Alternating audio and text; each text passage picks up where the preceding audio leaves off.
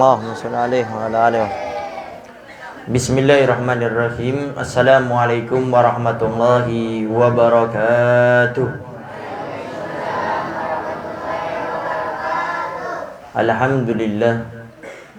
Alhamdulillahi rabbil alamin. Wassalatu wassalamu ala asyrafil anbiya'i wa mursalin sayyidina wa habibina wa syafi'ina wa qurrati a'yunina wa nuri qulubina Muhammad habibi rabbil alamin wa ala alihi wa sahbihi ajma'in. Allahumma salli wa sallim ala sayyidina Muhammad tibbil qulub wa dawaiha wa afiyatil abdani wa shifaiha wa nuril absari wa diyaiha wa kutil arwah wa gidaiha wa ala alihi wa sahbihi wa sallim. Allahumma ij'al sarirati khairan min alaniyati waj'al alaniyati salihah, amma ba'du.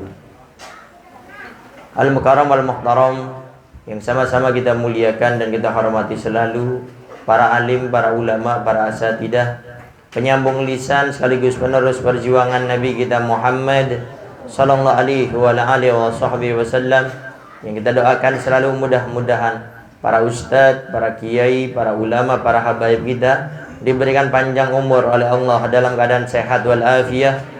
Allah subhanahu wa ta'ala berikan kemudahan kepada beliau baik itu urusan dunia maupun urusan akhiratnya. Allah subhanahu wa ta'ala jauhkan beliau-beliau semuanya daripada fitnah yang terjadi di akhir zaman ini, insyaallah. Amin. Amin ya rabbal alamin. Dan juga tidak mengurangi rasa hormat kami kepada segenap para sepuh, para tokoh masyarakat, para ustadz, ustadzah, dan juga segenap aparat pemerintahan desa, baik itu Pak RT, Pak RW, atau mungkin Pak Ku, Pak Lurah, dan juga segenap para orang tua kami, para bapak dan ibu-ibu, para hadirin wal hadirat yang dimuliakan oleh Allah subhanahu wa ta'ala. Wabil khusus kepada ustadz kita, Ustadz Hari, ya alhamdulillah dengan wasilah perantara beliau ini kita bisa berkumpul di tempat ini, sama-sama bersilaturahmi, khususnya untuk sama-sama belajar ilmu agama. Mudah-mudahan ini menjadi awal langkah kita menjadi hamba-hamba yang selalu dicintai oleh Allah subhanahu wa ta'ala. Karena Nabi kita Muhammad sallallahu alaihi wasallam mensabdakan, tanda orang itu dicintai oleh Allah. Saat ini kita mulai berpikir, tanda ini ada enggak dalam diri kita? Kalau tidak ada tanda ini dalam diri kita, ini jangan-jangan kita tidak dicintai oleh Allah, kebalikannya dimurkai oleh Allah. Apa kata Nabi? Tanda Allah cinta kepada hambanya itu, Allah akan tempatkan itu hamba di tempat yang Allah cinta dengan tempat tersebut. Kebalikannya kata Nabi, kalau Allah benci dengan seorang hamba, Allah letakkan hamba tersebut di tempat yang Allah tidak senang dengan tempat tersebut. Ini barometer. Ini tolak ukur.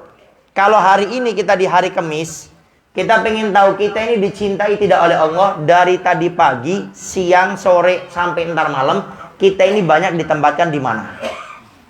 Kalau tempat kita ternyata lebih banyak di tempat-tempat yang Allah cintai, di masjid, di musola, di majelis taklim, dalam keadaan-keadaan yang baik, mudah-mudahan kita termasuk orang-orang yang dicintai oleh Allah subhanahu wa ta'ala.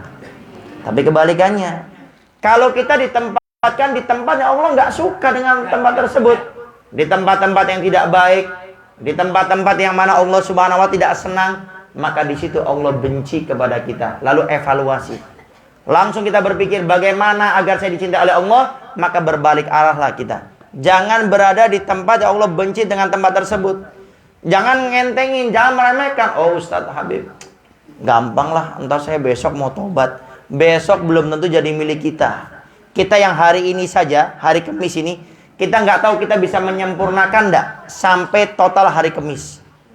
Karena dikatakan hari kita ini cuma 3. Hari yang kemarin nggak bisa kita dapatkan lagi. Kemudian hari ini yang belum tentu jadi milik kita semuanya, sama hari besok yang belum tentu kita mendapatinya. Sehingga mulai saat ini ayo biasakan menempatkan diri di tempat-tempat yang baik. Kalau kita berada di tempat yang baik kok merasa kita ini kurang senang. Ada orang berada di majelis-majelis seperti ini, di masjid, di musola, di majelis taklim, itu hatinya suka was-was. Duduk itu kayak nggak nyaman. Sedangkan kalau duduk di depan TV sampai berjam-jam itu enak saja. Tapi herannya di majelis taklim yang cuma setengah jam, sejam, itu nggak bisa. Ini jangannya Allah nggak suka sama kita ini. Tapi kalau di tempat-tempat yang tidak baik, kita lihat TV. Kadang acaranya baik, cuma iklannya, sponsornya.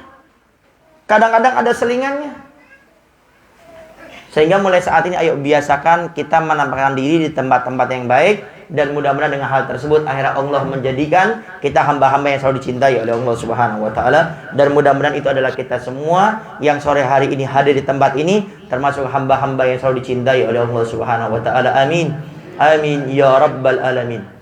Kemudian juga ini adalah awal daripada Al-Fagir datang ke tempat ini, dan insya Allah akan rutin ya. Kajiannya insya Allah setiap Kamis sore ya. Ada dari Al-Fagir, ada dari Ustadz Hari. Dan mohon jangan dibeda-bedakan. Entar Ustadz Hari ngisi harus sama seperti ini. Kalau ada saya hadir di sini, yang hadir lumayan banyak. Tapi ntar pas Ustadz Hari ngisi, ternyata ada yang tidak hadir, membeda-bedakan siapa yang ngisi. Atau kebalikannya, pas Ustadz Hari ngisi banyak, pas saya ngisi sedikit. Ini jangan-jangan kita hadir majelisnya bukan karena Allah. Dan ingat kata Nabi, orang yang melakukan satu ibadah tidak ikhlas, Allah tidak akan terima pahalanya. Allah tidak akan berikan itu pahala ibadahnya, Allah tidak kasih. Di dunia bentuknya ibadah, sholat berjamaah, sedekah, puasa, hadir majelis taklim. Tapi niatnya bukan karena Allah, niatnya karena manusia, Allah tidak akan beri pahala di akhirat. Dia cuma dapat capeknya saja. Makanya dalam puasa juga Nabi pernah menegaskan, kamin shaimin laisa lahu min siyami ilal ju'i wal atsi. Berapa banyak orang yang puasa kata Nabi tidak mendapatkan pahalanya, tidak mendapatkan keutamaannya, tidak mendapatkan jerih payahnya kecuali lapar dan dahaga saja. Itu ntar lebih dijelaskan tentang masalah al-mukhbitat, yaitu 6 perkara kalau dilakukan orang yang berpuasa akan menghilangkan pahalanya. Sah puasanya tapi pahalanya tidak ada. Termasuk khususnya riya. Beramal tidak karena Allah. Sehingga siapapun yang ngisi niatkan untuk hadir. Paham Bu? Kamis depan hadir enggak? Pak, Kamis depan hadir enggak? Hadir enggak? Insya Allah. Jangan membeda-bedakan siapa yang ngisi. Mau saya yang ngisi, mau Ustadz Hari, mau siapapun, saya datang ke tempat ini niatnya karena cinta kepada Allah, cinta kepada Rasul. Al-Fagir pernah mendengar ada ulama kita berkata seperti ini. Siapa orang yang paling banyak hadir majelis taklim Nabi Muhammad di dunia, itu orang yang paling besar berpeluang duduk dengan Nabi Muhammad di surganya Allah Subhanahu wa Ta'ala. Sehingga siapa yang saat ini di dunia paling banyak hadir majelis taklimnya Nabi Muhammad, itu manusia paling besar peluangnya untuk duduk langsung dengan Nabi Muhammad di surganya Allah Subhanahu wa Ta'ala. Dan mudah-mudahan itu adalah kita semua yang hadir pada sore hari ini. Yang penting apa? Jangan membeda-bedakan siapa yang ngisi. Ini di awal saya harus kencang nih ya. Poin-poinnya saya harus tekankan. Jadi kalau kita hadir kemudian melihat siapa yang ngisi. Contoh, ada baligo, hadirilah tabligh akbar Isra Mi'raj bersama Habib Fulan, ulama Fulan, Kiai Fulan. Oh, ntar minggu depan acaranya. Hadir, ayo.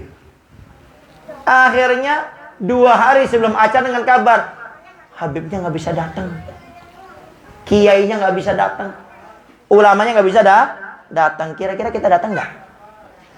Jujur, datang nggak? Atau mikir-mikir? Maka kalau hadir majelis taklim tidak usah melihat siapa yang ngisi, yang penting saya datang karena Allah, saya datang karena cinta dengan Rasul. Orang yang paling nikmat melakukan kebaikan orang yang ikhlas, titik. Orang kalau ikhlas melakukan kebaikan, dia tidak peduli dilihat atau tidak dilihat oleh orang, nggak peduli, ikhlas, enak. Orang yang ikhlas itu hanya mengharap balasan dari Allah, nggak butuh terima kasih, nggak butuh sanjungan, nggak butuh dibantu. Tapi kalau ada orang yang bantu, tidak menjadi masalah. Jadi kalau ingin tahu orang yang paling enak berbuat amal kebaikan, orang yang ikhlas. Dia nggak butuh sanjungan dari manusia, Dia tidak butuh ucapan terima kasih dari manusia. Dia tidak butuh bantuan dari manusia. Dia melakukannya karena Allah. Tapi manakala ada orang yang bantu, akan dia rangkul, akan bersama-sama. Kenapa? Karena kebaikan itu adalah perantara menuju surga. Dan jangan membiasakan diri merasa saya bisa. Tapi kita melakukan sesuatu ikhlas karena Allah. Tidak ada yang bantu, tetap jalan. Ada yang bantu, bismillah bersama-sama. Para hadirin wa hadirat yang dimuliakan oleh Allah Subhanahu wa taala. Kemudian kita datang ke tempat ini nih, duduk mendengarkan ilmu agama yang kita kenal namanya hadir majelis taklim. Karena di awal perlu Al-Fakir tekankan beberapa poin penting biar kita ini semangat hadir majelis taklim. Ini harus kuat kondisi daripada pondasi dasarnya kita ini harus kuat.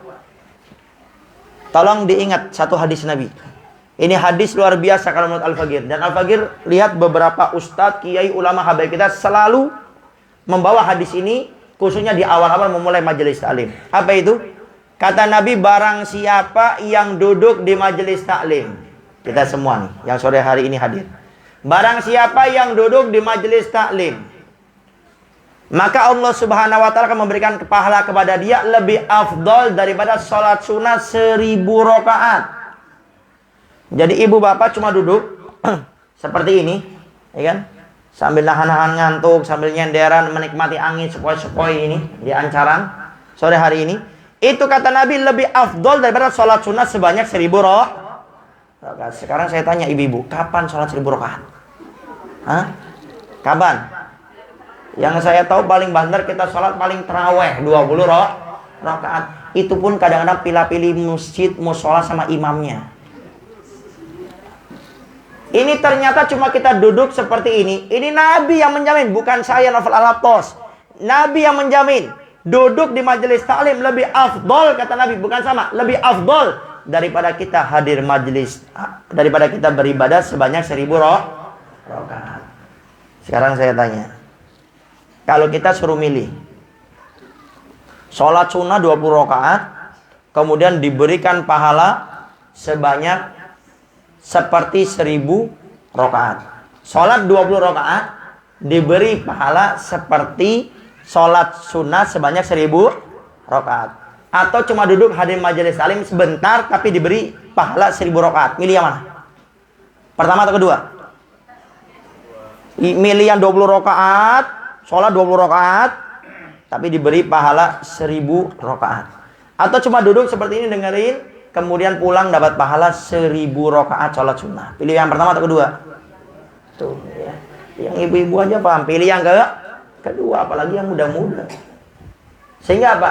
Jangan pernah ragu datang ke tempat ini. Makanya saya kadang-kadang tuh suka heran sendiri. Ada orang sholat sunnah rajin, qobliyah, ba'diyah, duha, isyraq, witir sebelum tidur atau setelah bangun tidur, qiyamul lail, semuanya. Tapi hadir majelis taklim males. Padahal pahalanya jauh lebih besar. Itu satu hadis, masih banyak yang lainnya. Sehingga ini jadikan motivasi. Duduknya kita di majelis taklim, kata Nabi, lebih afdol daripada kita sholat sunat sebanyak 1000 rakaat. Gampang dah? Gampang dah? Besar dah pahalanya? Mau hadir majelis taklim dah? Insya Allah. Kemudian yang kedua, datangnya kita ke majelis taklim ini menjadi perantara Allah akan jadikan anak-anak kita anak-anak yang soleh dan soleha. Karena berkah orang tuanya. Makanya orang tua ini paling menentukan anaknya itu jadi baik atau tidak. Jangan pernah menyalahkan anak kalau kita belum jadi contoh orang tua yang baik untuk anak-anak kita. Jangan salahkan anak. Jangan pukul anak kita, jangan kita cubit anak kita. Kita dulu sudah jadi contoh belum yang baik untuk anak kita? Lihat diri saya ini sudah jadi contoh belum?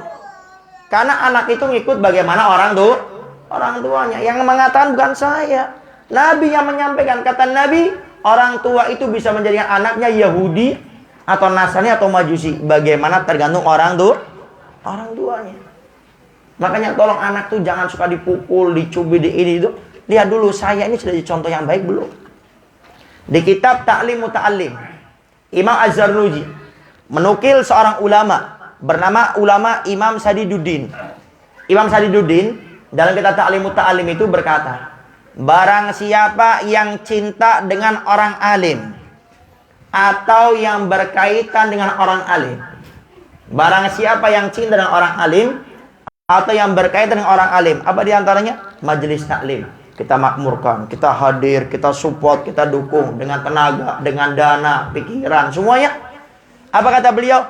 Allah akan jadikan di antara 7 keturunan mereka akan Allah pilih menjadi seorang ulama. Jadi kita sebagai orang tua datang ke tempat ini, kata beliau, maka Allah akan jadikan di antara 7 keturunannya akan ada yang menjadi seorang ulama. Sekarang saya tanya, Bapak Ibu pengen enggak anaknya jadi ulama? Pengen enggak anaknya jadi ulama? Pengen enggak waktu kita usia sudah 70 tahun, kita melihat anak kita punya pesantren, kita lihat anak kita punya anak didik tahfidzul Quran, kita melihat anak kita waktu itu sudah punya santri yang belajar ilmu agama, kita melihat anak kita punya majelis taklim, kita punya anak kita mengajar, bisa ceramah, bisa ini. Alangkah senangnya orang tua. Itu di dunia, bagaimana di akhirat? Di dunia anaknya sangat menyenangkan orang tuanya. Bagaimana nanti di akhirat? Anaknya, kata Nabi, akan memberikan syafaat kepada orang tuanya. Bahkan dikatakan di antara manusia-manusia yang Allah berikan izin untuk memberikan syafaat, di antaranya para ulama.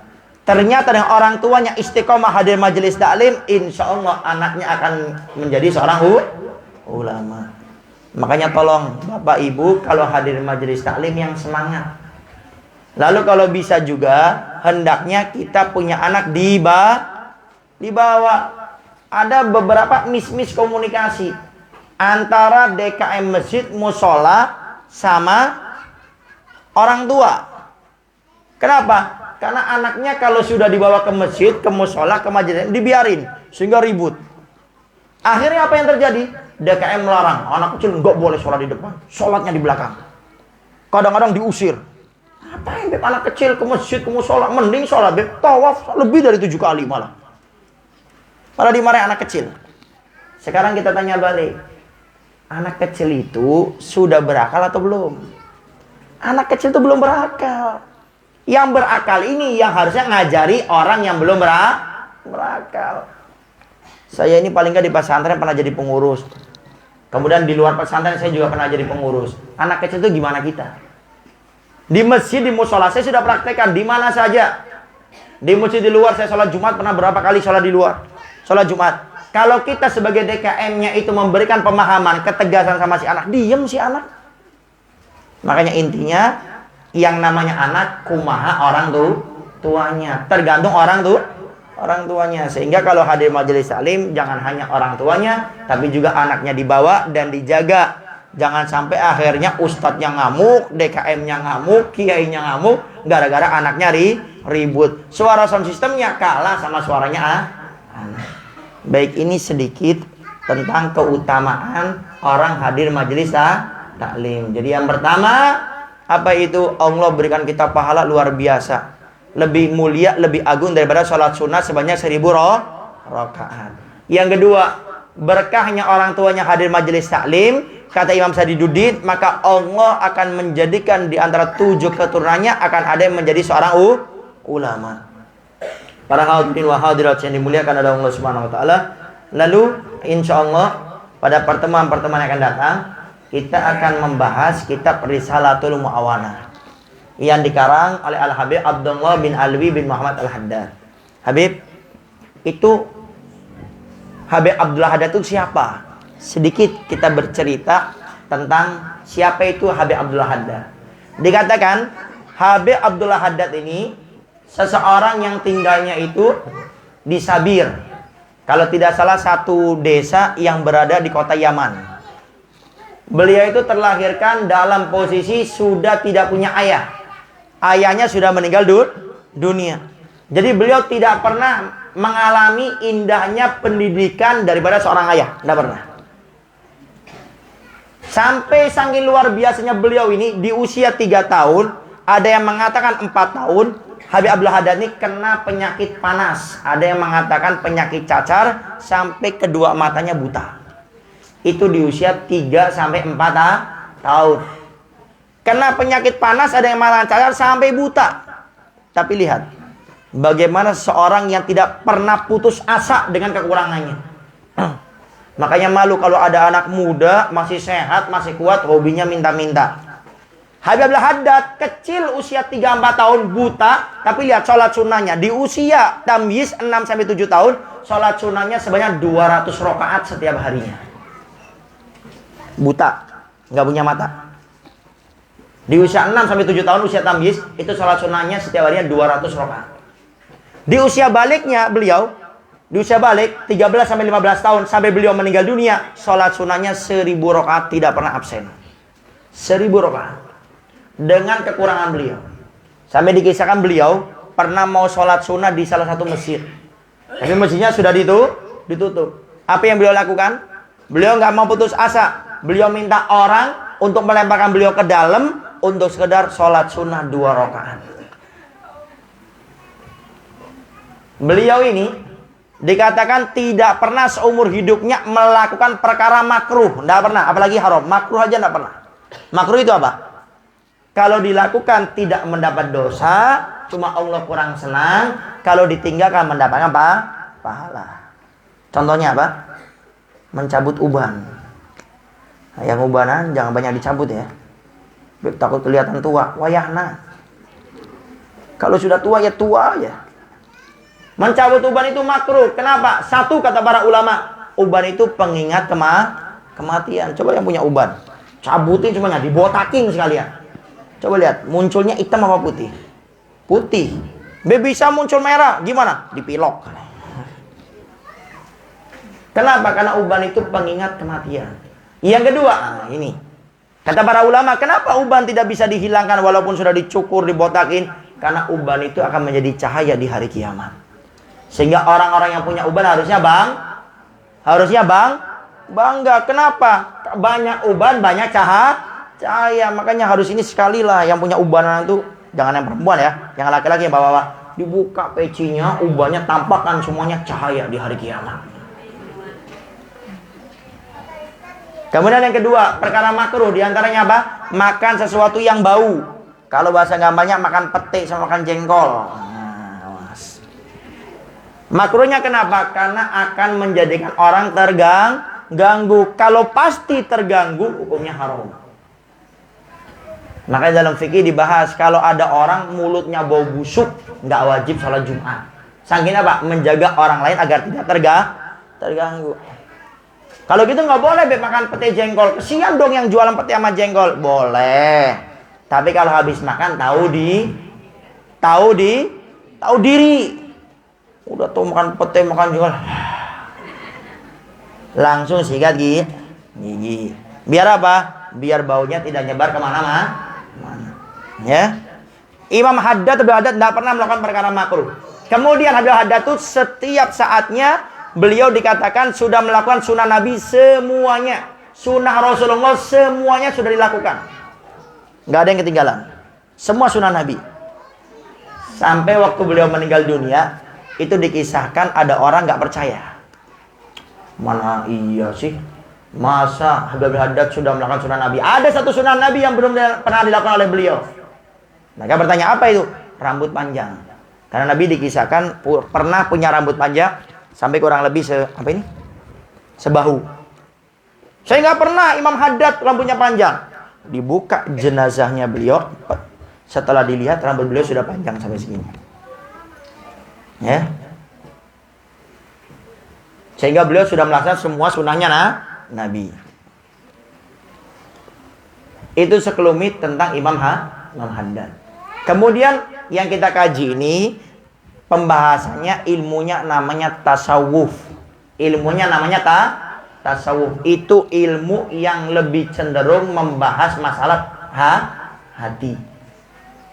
Apa itu hati, istimewanya apa, penyakitnya apa saja, menjaganya bagaimana, mengobatinya seperti apa. Sedikit banyaknya kita Risalatul Mu'awanah membahas masalah hati. Kemudian ilmunya masalah hati itu namanya tasawuf. Orang yang namanya sufi. Sehingga kalau kita dengar ada istilah, oh itu sufi. Sufi itu orang yang lebih cenderung lebih memperhatikan masalah hati. Itu namanya sufi, ilmunya namanya tasawuf. Kemudian pembahasannya masalah hati. Sedikit kita bahas 2 menit masalah hati.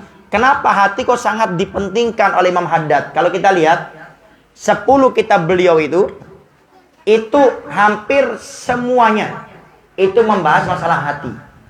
Hampir semuanya bahas masalah hati. Kenapa hati kok sangat diperhatikan oleh beliau?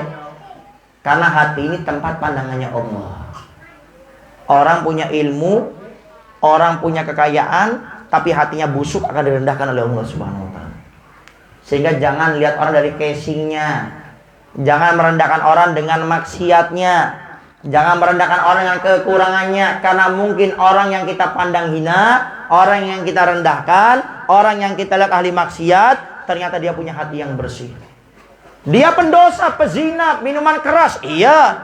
Dia jarang sholat. Iya. Tapi apa hak Anda menghina dia?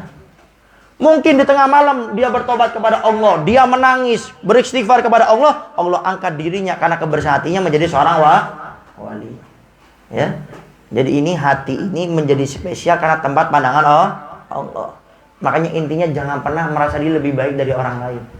Dia berbuat dosa, kita pun berbuat dosa. Dia pernah meninggalkan kewajiban, kita pun pernah. Lalu kenapa kita merasa dia lebih baik dari mereka?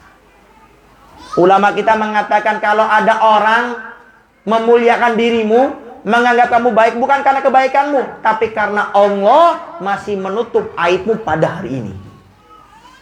Maka jangan berani-berani merendahkan orang. Para ulama kita mengatakan siapa orang merendahkan orang, Allah akan uji dia dengan ucapan yang dilakukan kepada orang tersebut sebelum dia meninggal dunia. Menghina orang karena pezina, maka sebelum meninggal dunia dia akan berbuat zina. Maksudnya sekali lagi ya, hidup kita ini untuk ibadah, bukan menilai orang ibadahnya. Hidup kita untuk melakukan kebaikan, bukan menilai orang dari kebaikannya. Para hadirin wa hadirat yang dimuliakan oleh Allah Subhanahu wa taala, mungkin itu saja sekilas ya mukadimah kita pertemuan. Insyaallah pertemuan yang akan datang kita akan langsung membaca kitab Risalatul Mu'awanah karya Habib Abdullah bin Alwi bin Muhammad Al-Haddad yang membahas tentang masalah hati.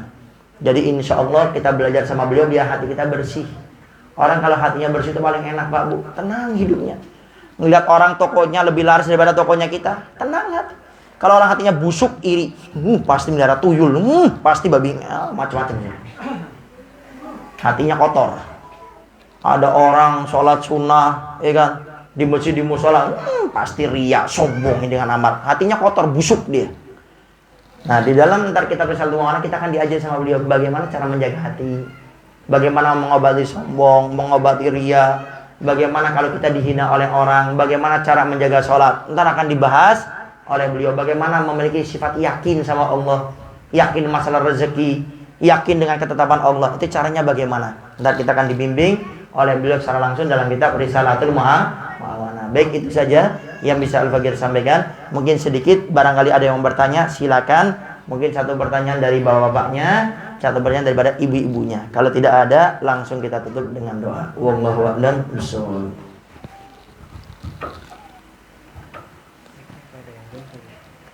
Bebas. Kita bisa langsung tanya. Silakan, barangkali ada yang mau bertanya masalah apapun. Silakan, insyaallah nanti dia dijawab dengan kajian yang simpel untuk ibadah. Dari bapak-bapak silakan, atau dari ibu-ibu.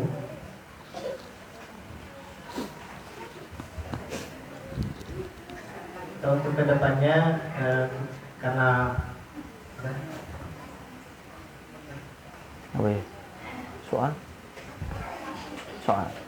Nah, biasanya langsung taruh aja. Akan jawab langsung. Baik, buat kedepannya Bapak Ibu tidak usah malu bertanya. Kalau bisa disiapin pertanyaannya. Kalau saya nggak bisa dioper ke Ustaz Harina. Ya, kenapa? Karena mungkin pertanyaan yang kita anggap remeh, mungkin itu pertanyaan yang ditunggu oleh orang banyak. Jangan merasa pertanyaan saya takut tidak berbobot. Pertanyaan saya takutnya pertanyaan kelas SD. Nggak ada. Tanya saja. Baik, ini ada pertanyaan tertulis. Besok mau bertanya silakan tertulis, cuma kalau bisa langsung tanya. Tinggal tadi dikondisikan. Ini kata Ustaz Hari bisik-bisik, mic-nya cuma satu. Mic-nya cuma Satu. Kalau bisa besok mic-nya ada 3. Satu saya pegang, kemudian ntar satunya Ustaz Hari, satunya untuk mic tanya jawab. Insya Allah. Baik. Assalamualaikum Habib. Waalaikumsalam warahmatullahi wabarakatuh. Mau tanya, kenapa ada orang yang ngerti agama tetapi etika nggak dipakai? Faktornya banyak. Ada orang punya ilmu agama tapi nggak berakhlak. Ada orang pernah mondok, kuliah, tapi hobinya lidahnya menghina orang. Kenapa? Karena dia belajarnya ilmunya tidak bermanfaat. Makanya kata Nabi pernah berdoa, Allahumma inni a'udzubika min ilmin la yanfa. Ini Nabi minta, ya Allah jauhkan aku daripada ilmu yang tidak bermanfaat. Ini Nabi.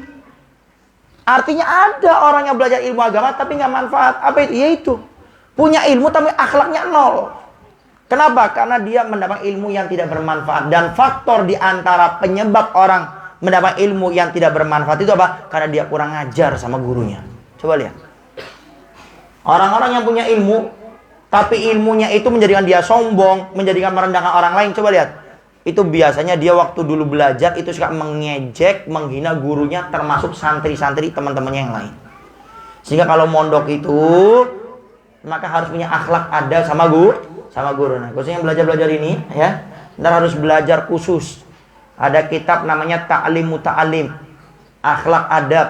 Bagaimana seorang guru mengajar, seorang santriwati belajar. Jadi diantaranya yang menyebabkan orang itu ilmunya tidak bermanfaat atau tidak punya akhlak, itu biasanya dulu waktu belajar itu tidak memuliakan gurunya. Wallahu a'lam bishawab. Assalamualaikum warahmatullahi wabarakatuh. Waalaikumsalam warahmatullahi wabarakatuh. Habib, saya mau tanya, apa hukumnya orang yang kurang atau ragu pada ketentuan Allah? Orang yang ragu atas ketetapan Allah itu hukumnya haram, dosa. Tapi kalau dia yakin, tidak terima dengan ketentuan Allah, yakin, oh ini salah, dan dia yakin, itu bisa sampai murtad orang tersebut. Karena termasuk rukun iman yang kelima, antuk minabil qadri khairihi wa syarrihi. Termasuk rukun iman yang kelima, kita beriman wajib atas iman kepada Allah tentang takdirnya Allah, baik itu yang baik ataupun yang buruk. Sehingga kalau kita cuma mengatakan gak terima, itu cuma haram, dosa. Tapi kalau kita yakin, berkeyakinan gak benar nih Allah, kita yakin, itu bisa menyebabkan orang itu murtad. Makanya bagaimana agar kita yakin dengan ketetapan Allah? Yakinlah semuanya sudah diatur oleh Allah dan kita tidak bisa merubahnya, tinggal kita fokus untuk menjalankannya. Ingat, hidup kita bukan menjalankan, hidup kita ini memilih. Ada orang tuh pandangannya hidupnya itu menjalankan. Kenapa Bapak nggak sholat? Saya sudah ditakdirkan oleh Allah seperti ini Ustadz. Saya cuma menjalankan takdirnya saya. Ini keblenger orang ini, nggak pernah ngaji. Ibu kenapa nggak nutup aurat? Ini sudah jalan hidup saya Ustadz. Saya sudah ditakdirkan oleh Allah tidak nutup aurat. Kalau Allah berikan saya hidayah taufik, saya bakal nutup aurat. Ini keblenger ini orang. Allah berikan kita akal untuk berpikir, memilah dan memilih mana yang baik, mana yang buruk. Wallahu a'lam bishawab. Ini maaf agak cepat sedikit saya jawabnya, singkat-singkat ya. Kalau mau panjang lebar, insya Allah kesempatannya akan datang. Nah, assalamualaikum warahmatullahi wabarakatuh. Waalaikumsalam warahmatullahi wabarakatuh. Afan izin bertanya, Bib, bolehkah kita berharap akan keutamaan sholawat yang kita baca, misalkan sholawat Fatih? Kadang kita agar semangat lihat akan keutamanya dahulu. Syukran jazakumullah khair. Bagaimana hukumnya? Boleh. Ini namanya tawasul. Tawasul itu berdoa dengan perantara. Di antara perantaranya amal-amal soleh. Dalam hadis Nabi pernah menceritakan ada 3 orang masuk ke goa, tertutup goanya dengan batu yang besar. 3 orang ini bertawasul. Yang satu bertawasul dengan kebaikannya sama orang tua, akhirnya terbuka sepertiga. Yang satu bertawasul pengen diajak zina sama sepupunya, nggak mau dia, akhirnya terbuka sepertiga. Tinggal sepertiga lagi. Yang bertawasul tentang bagaimana kebaikannya dia dengan budaknya, akhirnya terbuka semuanya. Ya Allah, dengan kebaikan saya kepada orang tua, terbuka sepertiga. Ya Allah, kebaikan saya nggak mau berzina, terbuka lagi sepertiga. Ya Allah, dengan kebaikan saya dengan budak saya, terbuka lagi sepertiga. Sampai akhirnya semuanya terbuka. Itu boleh, namanya tawasul. Ya, namanya tawasul, berdoa dengan perantara. Wallahu a'lam bishawab. Itu diperbolehkan. Kalau nggak boleh, sekarang saya tanya, Bapak Ibu ibadah itu pengen masuk surga atau pengen takut neraka? Ayo, sama aja. Ada di antara kita yang ibadah tidak pengen masuk surga? Ada. Kita ibadah pengen masuk surga. Nah, sekarang bagaimana hukumnya orang ibadah ngarep ikhlas enggak? Ikhlas enggak? Bingung?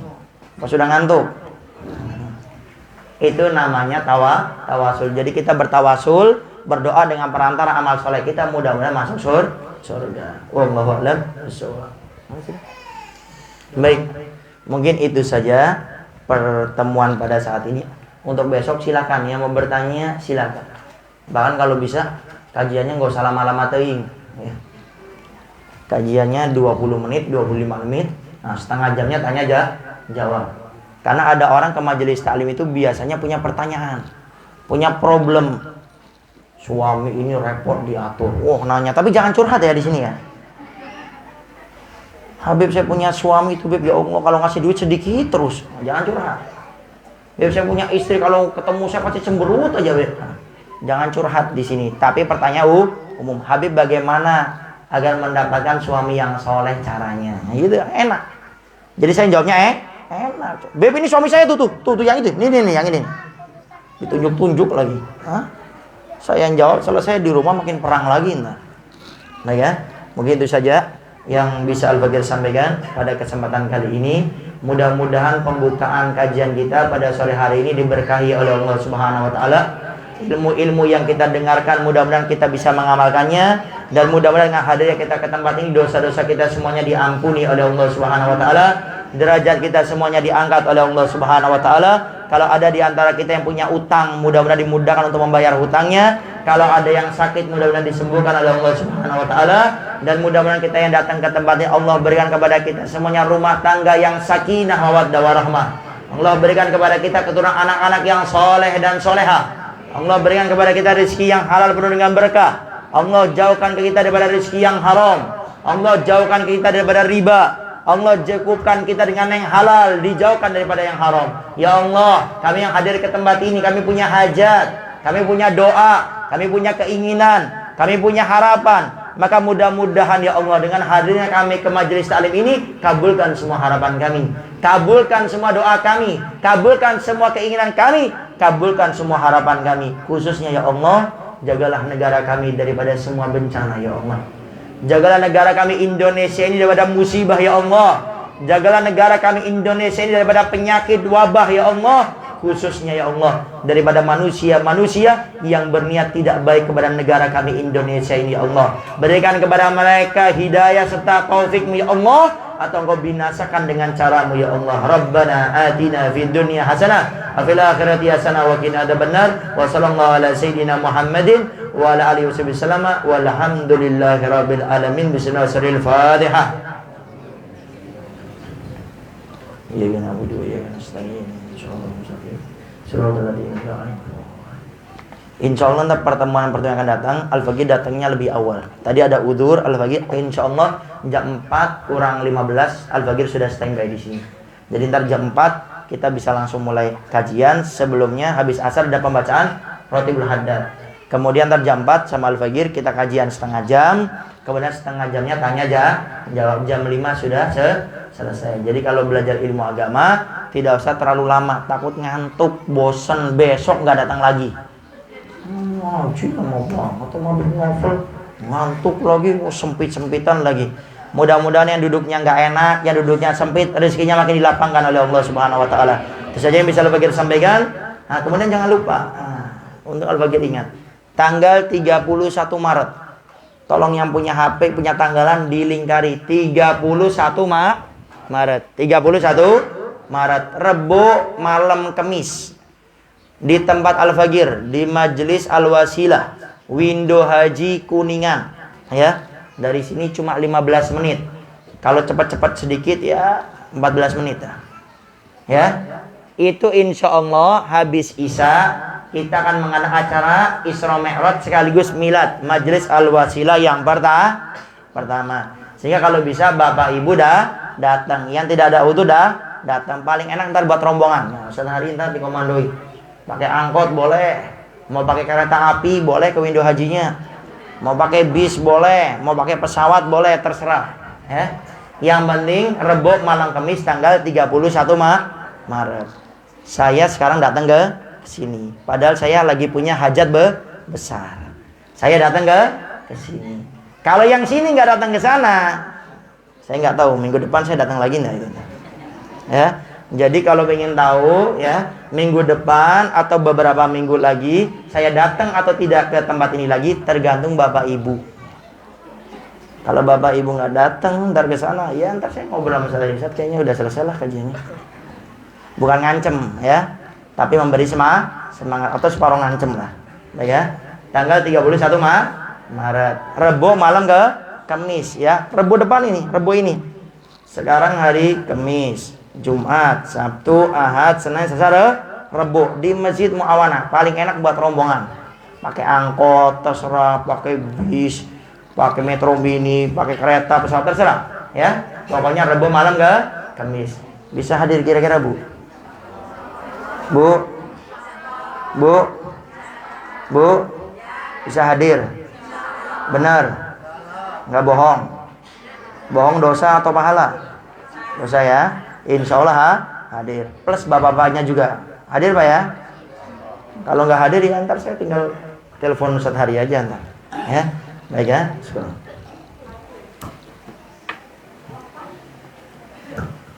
Baik, kita tutup dengan doa kepada majelis. Subhanallah wa bihamdihi, asyhadu an la ilaha illa anta, astaghfiruka wa atubu ilaik.